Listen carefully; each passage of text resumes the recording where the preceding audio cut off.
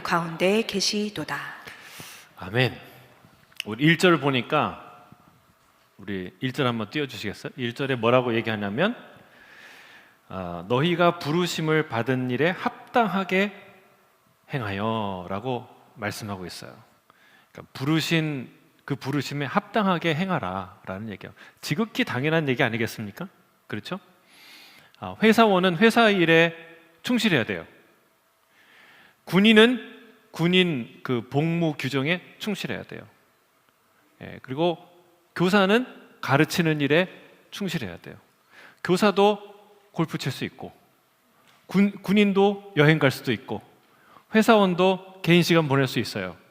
그러나 그 어떤 일을 하더라도 자기의 직무에 충실해야 합니다. 여러분, 마찬가지라는 거예요. 그리스도인은 그리스도인의 부르심에 충실해야 할 줄 믿습니다. 하나님이 여러분을 여기 부르신 것, 그리스도인으로 부르신 데는 목적이 있다는 거예요. 그냥 와서 앉은 게 아니에요. 여기 자리 비었으니까 와서 앉아주세요 하고 온 게 아니라는 거예요. 내가 아는 사람이 있으니까 온 게 아니에요. 하나님이 우리를 그리스도인으로 부르신 그 부르신 목적이 있다는 거예요.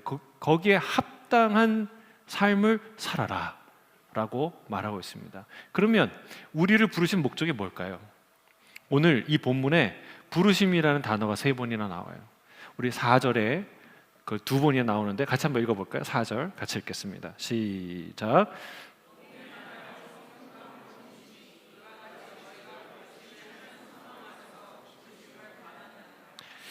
하나님이 너희를, 그러니까 우리를 부르실 때 하나의 소망, 하나의 목표로 부르셨다는 말이에요. 그러면 그 한 소망, 하나의 소망이 무엇인가? 이와 같이라는 말이 있어요. 그러니까 앞에 있는 이 이야기가 우리 부르신 소망의 이유다라고 얘기하는 거예요. 무엇입니까? 몸이 하나요 성령도 한 분이신 것과 같이라는 뜻이에요. 그러니까 너희가 바로 그 하나됨의 소망으로 부름 받았다. 몸이 하나인 것처럼 성령이 하나인 것처럼 하나됨의 소망으로 부름 받았다. 여러분, 저와 여러분이 그리스도 안에서 하나 되게 하시기 위해서 그리스도와 나와 너와 그가 모두 하나로 연결되기 위해서 그래서 우리를 부르셨다는 거예요. 에베소서의 일관된 1장부터 지금 4장까지 오는데 그런 이야기가 일관되게 말하고 있어요. 한번 볼까요? 1장 10절 1장 10절 같이 읽겠습니다. 시작. 하늘에 있는 것이나 땅에 있는 것이 다 그리스도 안에서 통일되게 하심이라. 어마어마한 얘기죠. 하늘에 있는 것, 땅에 있는 그게 다 그리스도 안에서 통일되게 하심.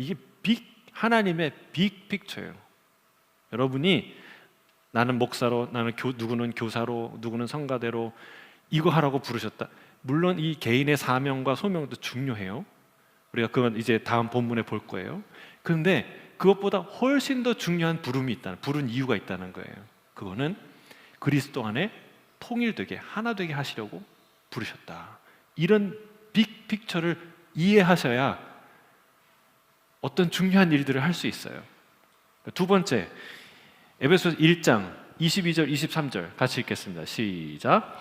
그를 만물 위에 교회의 머리로 삼으셨느니라. 교회는 그의 몸이니 만물 안에서 만물을 충만하게 하시는 이의 충만함이니라. 예수님을 머리로 우리는 몸으로 연결돼서 한 유기체가 될 수 있도록 우리를 부르셨다는, 그게 하나님의 의도예요. 자, 세 번째 2장 21절 22절 시작. 그의 안에서 건물마다 서로 연결하여 주 안에서 성전이 되어가고 너희도 성령 안에서 하나님이 거하실 처소가 되기 위하여 그리스도 예수 안에서 함께 지어져 가느니라. 아주 명확하죠? 일관되죠? 그리스도라는 모퉁이 돌 위에서 너희가 한 사람 한 사람이 서로 연결돼서 하나님이 거하실 처소, 성소가 되기 위해서 계속 지어져 간다. 할렐루야. 여러분, 이 세 가지 이야기가 하나의 방향으로 가고 있어요. 점점 더 명확하게 우리에게 그려주고 있어요. 하나님의 마스터 플랜이 무엇인지, 왜 우리가 여기 각자의 자리에서 불려서 여기 앉아 있는지에 대한 아주 중요한 얘기를 일관되게 얘기하고 있다는 사실입니다. 여러분, 이걸 이해하는 게 중요합니다. 자, 사도 바울이 성도들을 권면하는 이야기의 그 구성과 순서를 보면 거기는 아주 중요한 원리가 나와 있어요. 우리가 그 원리를 알 수 있어요. 자, 목회자가 교인들을 향해서 이러저러한 지침이나 경고를 줄 수 있어요. 그렇죠? 예. 교인들의 입장에서 보면 오늘 본문에 2절, 3절, 1장부터 쭉 뭐 해라, 저거 해라 그런 얘기 안 하잖아요. 이제 처음으로 등장하는데 2절, 3절을 보면은 이거 하라고 말하는 거구나. 무슨 욕을 해요? 서로 용납하고 온유하고 겸손함으로 서로 사랑으로 용납하고 성령이 하나 되게 하시는 걸 힘써 지켜야 돼요. 이 얘기예요. 그렇죠? 이 얘기예요. 그런데 그 이야기를 불쑥 꺼내지 않는다는 거예요. 1장 초두에 그 얘기를 하고 왜 하나 되지 않냐, 하나 돼야 된다 이런 얘기를 하기 전에 자그마치 1장부터 3장까지 거기에 관련된 장엄한 이야기를, 모든 이야기를 계속 하고 있다는 거예요. 오늘 본문도 2절, 3절 이후에 또다시 4절에 우리가 하나 되어야 되는 이유와 원리에 관한, 교리에 관한 이 이야기를 우리에게 하고 있다는 사실입니다. 여러분, 이게 중요해요. 예수님이 이렇게 말씀하셨어요. 너의 마음에 있는 것이 입으로 나오는 것이다. 맞죠? 마음에 있어야 그 말이 나오는 거예요. 어떤 결과는 입력값이에요. 뭔가를 집어넣어야 아웃풋이 나오는 거예요. 아무것도 안 넣는데 뭐가 결과가 나옵니까? 아니에요. 물은 언제 끓어요? 그 물이 가득 품고 있어야 그때부터 끓기 시작하는 거예요. 여러분, 우리의 인생도 마찬가지라는 거예요. 우리의 행동이나 감정도 생각이 바뀌어야 우리의 태도도, 우리의 행동도 바뀔 수 있다는 거예요. 그래서 이 사도 바울이 성도들의 행동에 집중하지 않고 동기에 집중합니다. 이거 해라, 저거 해라, 그거 해라 얘기하기 전에 왜 그걸 해야 하는지, 그 부분에 대해서 얘기하고 있어요. 그들이 하나 될 수 있도록 우리가 이래서 하나 되어야 되는구나, 그래서 하나 될 수 있구나, 이런 생각을 하도록 많은 얘기를 하고 있다는 것입니다. 그래서 2절, 3절에 이렇게 하라라고 말하고 다시 4절에 가서 그 교리를 또 얘기한다는 거예요. 이게 무슨 말입니까? 생각과 행동이 떨어질 수 없다는 말이고, 우리의 머리로 배우는 교리와 우리의 손발로 이뤄내는 삶이 분리될 수 없다는 말입니다. 행동이 바뀌기 위해서는 뭐가 바뀌어야 된다? 생각이 바뀌어야 한다. 이 얘기를 하고 있는 것이죠. 내 안에 하나님의 말씀이 가득 차 올라야 그것이 진정 우리의 감정과 태도와 행동을 결정한다는 거예요. 그러니까 하나 듣고 하나 행동하는 게 아니라, 여러분, 우리 안에 뭔가가 차야 돼요. 바뀌어야 돼요. 이해가 돼야 돼요. 그 얘기를 하고 있는 거예요. 요즘 우리가 묵상하고 있는 큐티 본문 고린도 전서를 우리가 보고 있는데 거기도 똑같은 원리를 발견할 수 있습니다. 제가 순간 착각하는 정도로 이게 에베소서에 나온 말씀인가? 고린도 전서에 나온 말씀인가? 착각할 정도로 유사한 얘기를 하고, 유사한 방식으로 얘기하고 있습니다. 사도 바울이 고린도에 편지를 보내면서 제일 먼저 다루는 문제가 분쟁에 관한 얘기예요. 고린도 교회에 분쟁이 있었어요. 그 얘기를 권면하는 방식을 살펴보세요. 사도의 권위로서 명령할 수 있어요. 너희들 싸우지 마라, 하나님 영광 가리지 마라, 이렇게 사도의 권위로, 목회자의 권위로 권면할 수 있어요. 경고할 수 있어요. 그래도 훌륭한 글입니다. 의미 있는 편지죠. 그런데 그는 그냥 싸우지 마라 라고 말만 하지 않는다는 거예요. 그들이 생각하는 방식을 바꾸도록 만들어요.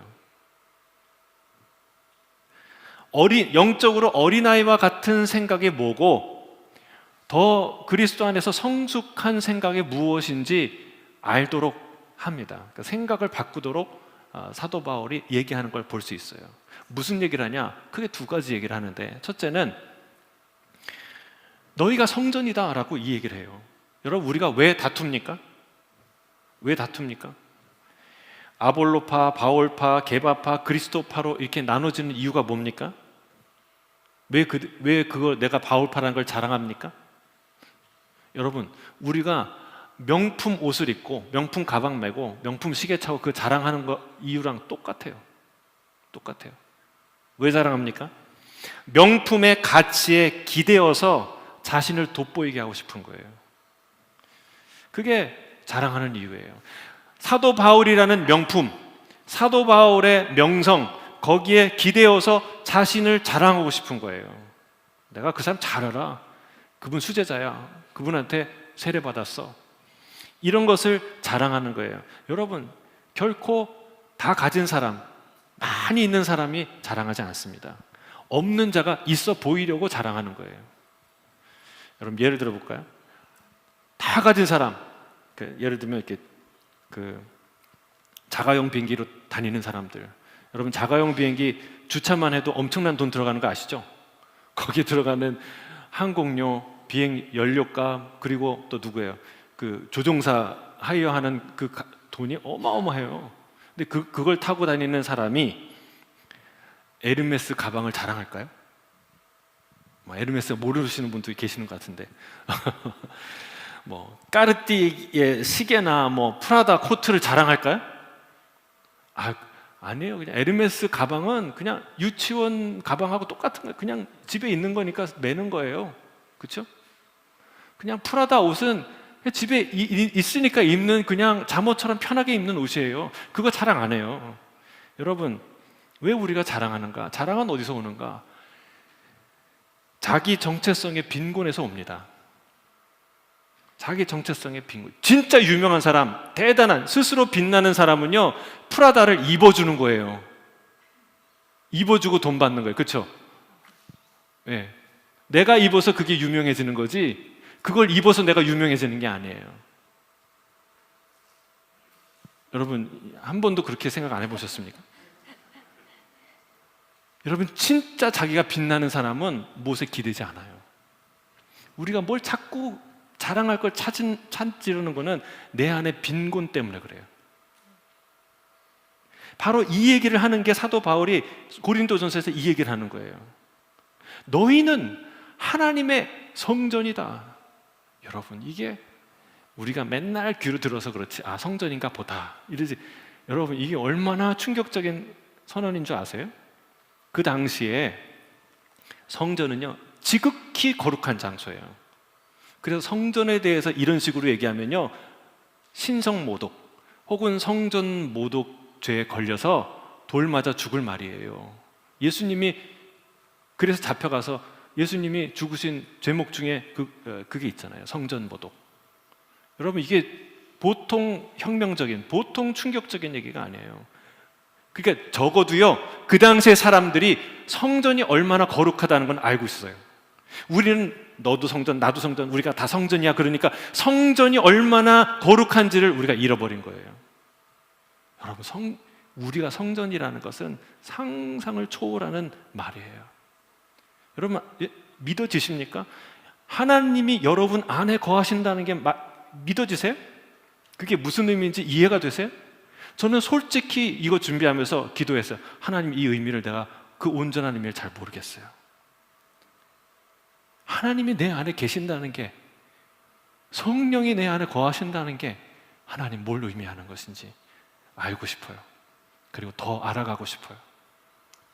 여러분, 만약 우리가 그 의미를 안다면 명품 자랑하겠습니까? 예? 제가 알마니 양복을 입고 오신 거 모르시죠? 사실은 네노마예요. 이것도 나름 제가 이노마 이렇게 잘 농담으로 이렇게 이것도 뭐 제품이지만, 여러분, 우리가 그렇게 거룩한 존재인 걸 알면, 빛나는 존재인 걸 알면 명품 자랑할 게 없어요. 그걸 몰라서 자랑한다는 거예요. 그걸 몰라서 서로 다른 것에 기대서 뭔가를 이렇게 인정받으려고 애쓴다는 거예요. 여러분, 예수님도 그 얘기 하셨어요. 성전에, 그러니까 많은 사람이 성전을 가지고 성전에 대고 맹세를 하니까, 그리고 못 지키니까 그 당시에 바리새인들이, 그래, 성전을 걸고 맹세한 거는 못 지킬 수 있어도 성전 안에 있는, 지성소 안에 있는 금을 걸고 맹세하면 반드시 지켜야 돼. 안 그러면 너는 저주를 받아. 이렇게 가르쳤어요. 예수님이 그걸 듣고 기가 막혀서 뭐라고 얘기하세요? 얘들아, 성전 자체가 중요하냐? 거기에 있는 금이 더 중요하냐? 여러분 생각해, 뭐가 중요해요? 세상적인 방식으로는 금이 훨씬 중요해요. 왜? 금이 그 건물을 빛나게 한다는 거예요. 금을 여기 싹 도배한다면 이 건물이 얼마짜리 건물이 되겠어요? 금이 그것을, 세상에는 그렇게 인식을 해요. 금이 그 건물을 거룩하고 대단하게 만든다는 거예요. 근데 여러분, 그게 반대예요. 성전에 있는 금이기 때문에 그 금이 귀한 거예요. 그렇지 않습니까? 만약 아니라면 여기 금 바르면 여기가 성전이 되게요? 아니죠. 하나님이 임재하시는 성전이기 때문에 거기에 있는 금이 귀한 거예요. 다시 묻겠습니다. 여러분, 성전이 귀합니까? 성전 안에 있는 금이 귀합니까? 여러분의 인생을 적용해서 묻겠습니다. 여러분, 성전인 여러분 자신이 귀합니까? 여러분이 걸치고 있는 명품이 귀합니까? 성전인, 놀라, 하나님의 전인 여러분이 귀합니까? 여러분이 차고 있는 시계가 귀합니까? 무엇이 무엇을 빛나게 합니까? 여러분, 이 얘기를 하고 있는 거예요. 이 얘기가 오늘 같은 맥락의 얘기야. 우리의 하나됨이 왜 깨지는가? 왜 서로 자랑하고 시기하고 질투하고 분쟁이 일어나는가? 여기에 중심에 이 이야기가 있는 거예요. 이 이야기를 하기 위해서 똑같은 얘기를 1장부터 3장까지 계속 하고 있는 거예요. 그렇죠? 성전이라는 얘기 하셨잖아요. 또 사도 바울은 한 걸음 더 나아가서 고린도전서에 뭐라고 얘기하냐면, 다 너희의 것이다, 너희에게 준 것이다, 이렇게 말하고 있어요. 이게 얼마나 또 대단한 얘기입니까? 자, 고린도전서 3장 21절 그리고 23절까지 같이 읽겠습니다. 시작. 그런즉 누구든지 사람을 사랑하지 말라. 만물이 다 너희 것임이라. 바울이나 아볼로나 게바나 세게나 생명이나 사망이나 지금 것이나 장래 것이나 다 너희의 것이요 너희는 그리스도의 것이요 그리스도는 하나님의 것이니라. 아멘. 제가 오타를 했는데 그대로 실었네요. 사람을 사랑하지 말아요. 사람을 자랑하지 말라요. 그렇죠? 사랑해야 됩니다. 죄송합니다. 오타를 제가 썼는데 그대로 나왔어요. 여러분, 다 너에게 준 거다, 이 말은요 대단히 혁명적인 말이에요. 인식의 전환이에요. 네가 바울에 속한 사람이 아니라 바울이 너에게 속한 사람이란 뜻이에요. 여러분, 이 의미가 이해가 되세요? 너가 바울, 아볼로에게 속한 그 밑에 있는 사람이 아니라 바울, 내가, 아볼로, 그가 너희를 섬기기 위해서 하나님께서 보내주신 선물이라는 거예요. 할렐루야. 이게 인정이 되세요? 여러분, 이종호 목사는, 여러분이 이종호 목사에 속한 성도입니까? 이종호 목사가 여러분에게 속한 목사입니까? 네? 여러분의 입장에서 얘기해 주세요. 여러분, 저는 여러분 거예요. 여러분에게 속해 있어요. 여러분을 섬기라고 한국에서 불러서 시드니에 세워주신 거예요. 안 믿어지세요? 저 한국에서 사역 잘하고 있었어요. 근데 여러분 섬기라고 부르신 거예요. 한국에서 많은 목사가 있지만 너 와야 돼.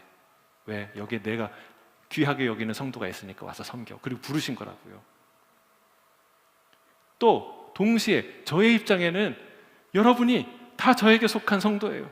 하나님이 같이 교회 세우라고, 하나님 나라 세우라고 고르셔서 보내주신 거예요. 할렐루야. 여러분, 이 비밀을 알아야 돼요. 다 주신 거예요. 여러분 아멘이십니까? 다 받으셨어요. 우리가 언제 소외감을 느끼는 줄 아세요? 여기 앉아 있는데 이 교회가 내 교회가 아닌 것 같고, 이 사람들이 내 사람이 아닌 것 같고, 이 자리가 내 자리 아닌 것 같을 때 소외감을 느껴요. 여러분, 다 내 것이라고 느끼는 게 아니라 다 내 것이라고 여기고, 저 사람의 교회지, 저 사람의 사람들이지, 이렇게 느낄 때 혼자 있는 것 같고 외롭고 힘들고 그런 거예요.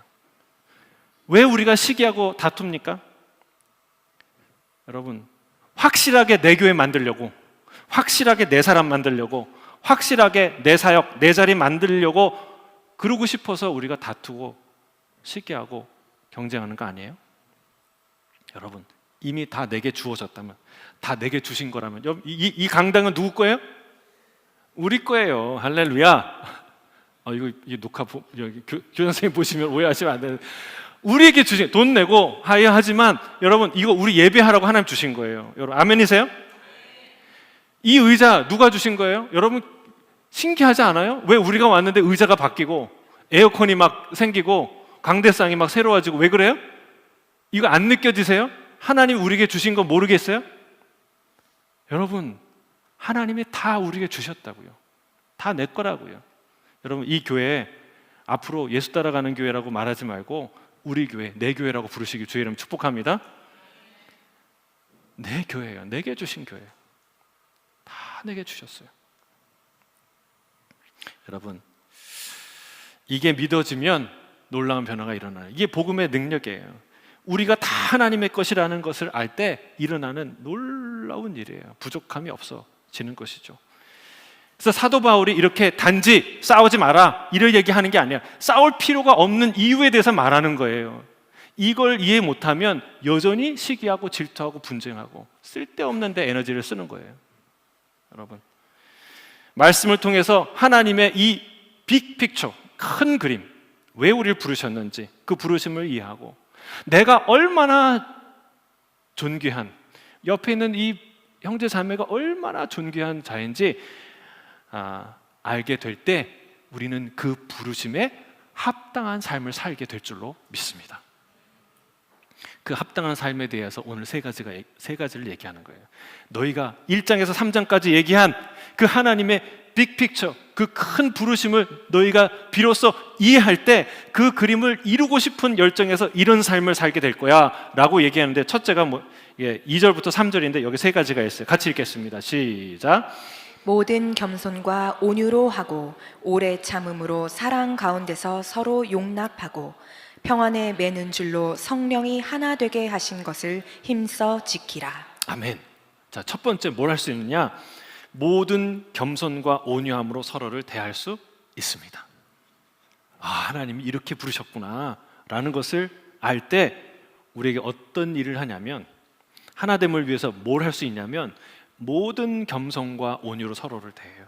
여기서 모든이라는 말은 all이라고도 하지만, 기본 뜻이지만 completely, 전적으로, 완전하게 라는 의미가 있어요. 그래서 여러분, 어떤 겸손이냐면 부분적인 겸손이 아니고 완전한 전적인 겸손, 그게 우리를 하나 되게 한다는 거예요. 부분적인 온유함이 아니라 전적인 온유함, 완전한 온유함, 그렇게 서로를 대할 때 우리가 하나 된다는 거예요.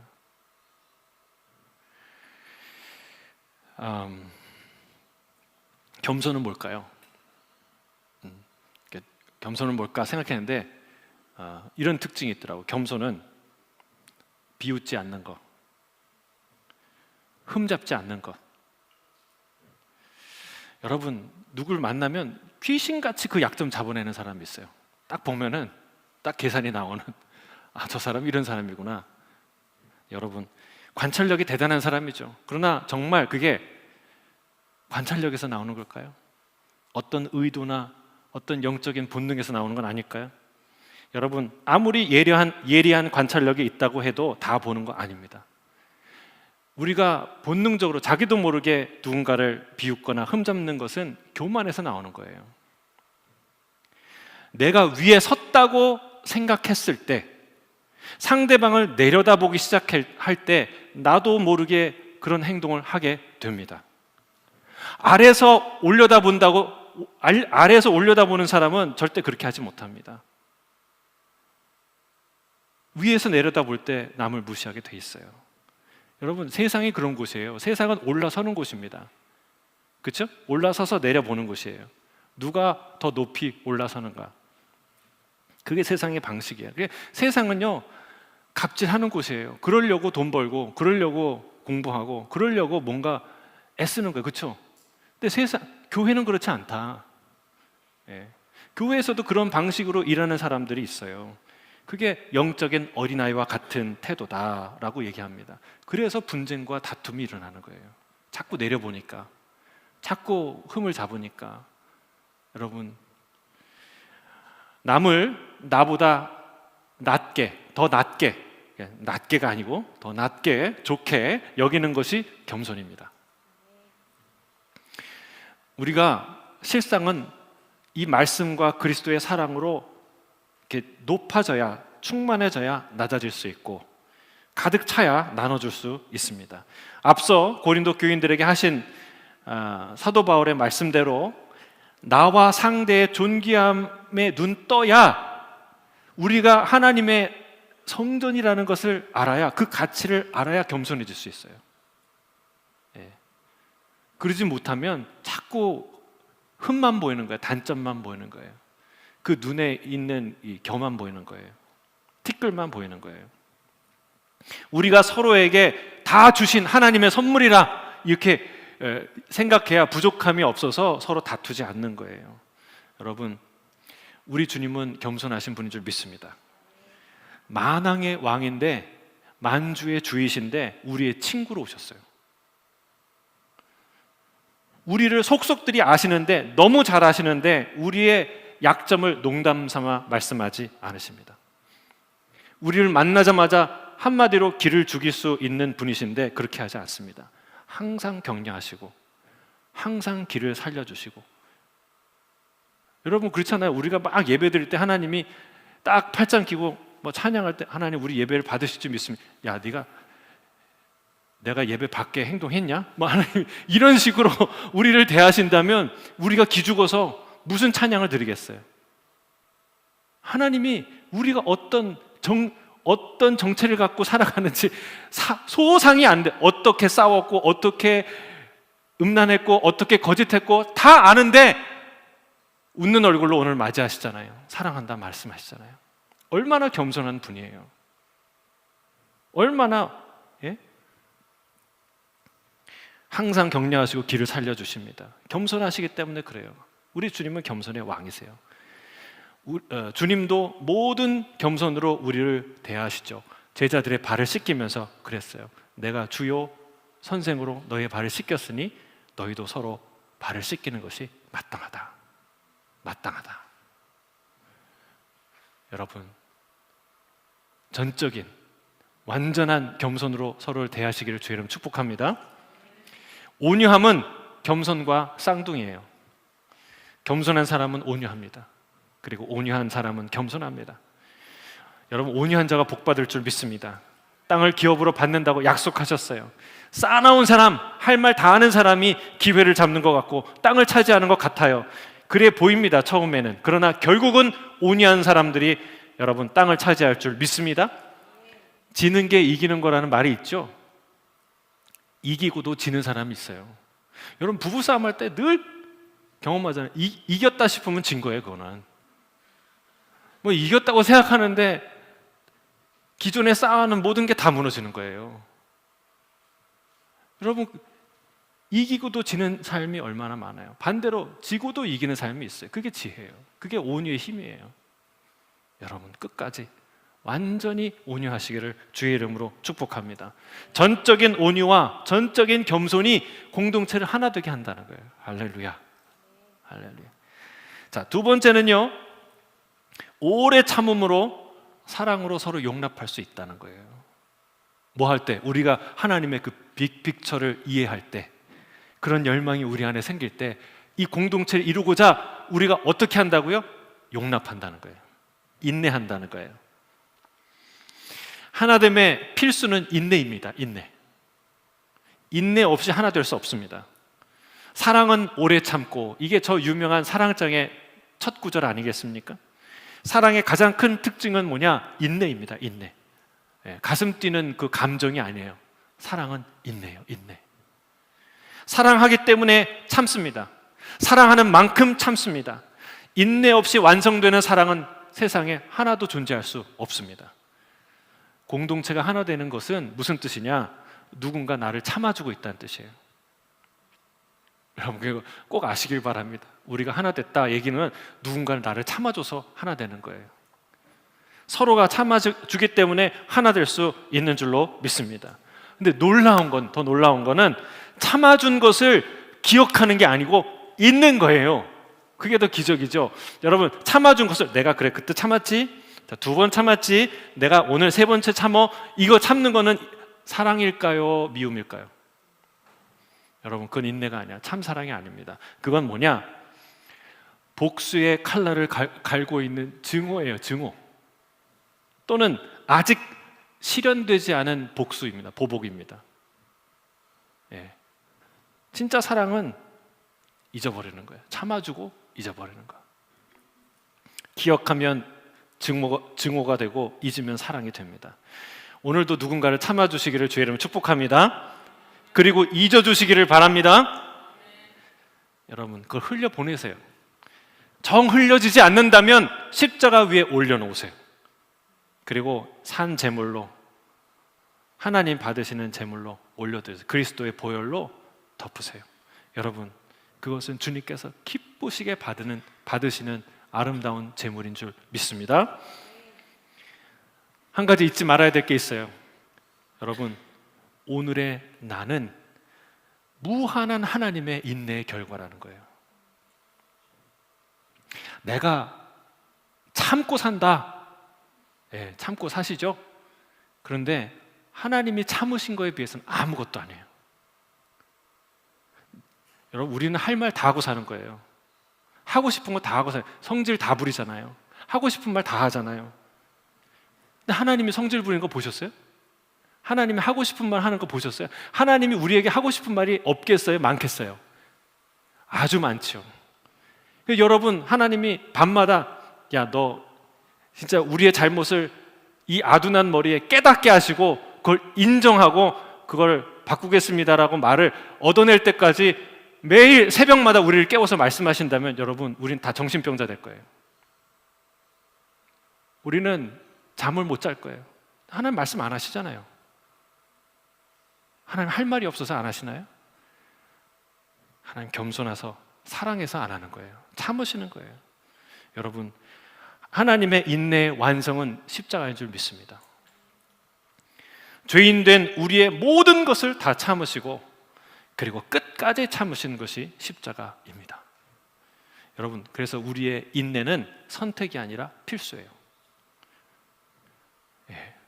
참아줄 수도 있고 안 참아줄 수도 있는 게 아니라 참으셔야 합니다. 여러분, 그 위대한 사랑을 받은, 십자가 사랑을 받은 자로서 남을 용서하지 않고 산다면 그것은 1만 달란트 빚진 자의 길을 가게 되는 것이죠. 여러분, 우리가 왜 분쟁이 일어나는가? 참지 못해서, 사랑하지 못해서, 인내하지 못해서 우리 가운데 하나됨이 깨진다는 거예요. 여러분, 끝까지 사랑으로 참고 인내하는, 용납하는, 좀 용납하고 받아주세요. 나도 누군가가 참아주고 있거든요. 하나님이 참으시거든요. 그걸 기억하시고 누군가를 용납하시기를, 끝없이 용납하시기를, 그리고 그걸 잊어주시기를 주의 이름으로 축복합니다. 자, 세 번째는 무엇이냐? 세 번째는 성령이 하나 되게 하신 것을 힘써 지킬 수 있습니다. 무엇할 때 주의 부르심이 무엇인지 안다면, 하나님이 만유를 통일하는 그분 안에 우리가 함께 지어져 간다는 이런 위대한 비전을 이해하고 알게 된다면, 그런 열정이 우리 안에 들어온다면 뭐예요? 그 성령이 하나 되게 하시는 일을 힘써 지키려고 산다는 거예요. 사실 이게 오늘의 결론입니다. 앞서 말한 모든 이야기를 아우르는 말이 바로 이 말씀이에요. 저를 따라하겠습니다. 성령이 하나 되게 하신 것을 힘써 지키십시오. 우리 옆에 있는 분에게도 얘기해 주세요. 성령이 하나 되게 하신 것을 힘써 지키십시오. 아멘. 여러분, 우리가 하나 된 것은 누구의 역사라고요? 성령의 역사요. 성령의 선물이라는 거예요. 이걸 깨뜨리려고 하는 것이 사단의 역사입니다. 지난 12주 동안 우리가 본 게 뭐예요? 성령께서 우리를 하나 되게 하기 위해서 얼마나 놀라운 일을 하셨는지 그 일을 우리가 지난 12주 동안에 본 거예요. 기억이 안 나세요? 여러분, 성령이 하나 되게 하신 이 일이 얼마나 장엄하고 위대한 역사인지 우리가 보지 않았습니까? 너와 나 사이에, 존재와 존재 사이에 막혀있는, 서로 가서 닿을 수 없는, 하나 될 수 없는 그 장벽을 누가 허무셨냐는 거예요. 인간과 하나님 사이에 아무도 건널 수 없는 그 간극을, 그 벽을 누가 허무셨냐는 거예요. 무엇으로, 어떤 희생으로 그것을 허무셨냐는 거예요. 여러분, 그 소중함을 안다면, 그 희생과 사랑의 크기를 안다면 하나 되는 것을 지키기 위해 힘쓰지 않을 수 없다는 거예요. 여러분, 선입견에, 풍문에 흔들리지 않길 바랍니다. 여러분, 이 사랑에 사로잡히길 바랍니다. 이 위대한 비전에, 하나님의 이 빅픽처에 여러분 사로잡히길 주의 이름으로 축복합니다. 여러분, 안타깝게도 이 어렵게 이룬 하나됨을 너무도 쉽게 깨뜨리는 것이 우리의 연약함이라는 거예요. 건물을 세우는 건 쉬워도 무너뜨리는 것은 쉬운 일이에요. 그래서 더욱 힘써야 되는 거예요. 하나 되기 위해서 힘써야 한다는 거예요. 힘쓰라는 말은 무슨 말이에요? 힘써야 한다는 말이죠. 힘 안 쓰면 무너질 수도 있다는 경고입니다. 그거 원래 힘드는 일이라는 격려입니다. 이것이, 그리고 그 일에 힘쓰고 있느냐는 질문입니다. 이것이 얼마나 중요한 사명인지 알려주는 하나님의 지혜입니다. 여러분, 힘써야 되는 거예요. 뭐에? 하나 되기 위해서 힘쓰시기를 주의 이름으로 축복합니다. 힘쓴다는 건 한 번 힘 준다는 거예요? 아니에요. 그건 한 번 애 낳을 때 힘 한 번 빡 줘갖고 애 낳는, 이 정도가 아니라 힘쓴다는 것은요, 힘껏 애를 쓰고 지속적으로 집중한다는 뜻이에요. 하나 되기 위해 한 번 노력할 수는 있어요. 한때 열심히 할 수 있어요. 그게 아니라 끝까지 열심히 하라는 거예요. 뭐를 위해? 하나 되기 위해서. 하나 되기 위해서 끝까지 지속적으로 힘쓰라는 말씀입니다. 오늘 말씀을 질문으로 마무리하겠습니다. 여러분, 사랑하는 우리 예수 따라가는 게 저의 선물이 된 성도 한 분 한 분, 여러분 질문합니다. 가정에서, 교회에서, 그리스도 안에서 하나 되기 위해 힘쓰십니까? 힘쓰고 계십니까? 어떻게 더 겸손하게 대하려고 힘쓰십니까? 전적으로 온유함으로 대하려고 애쓰십니까? 더 사랑으로 오래 참고 인내하려고, 용납하려고 애쓰십니까? 그것이 우리를 부르신 그 부르심에 합당한 삶인 줄로 믿습니다. 함께 기도하겠습니다. 사랑하는 주님,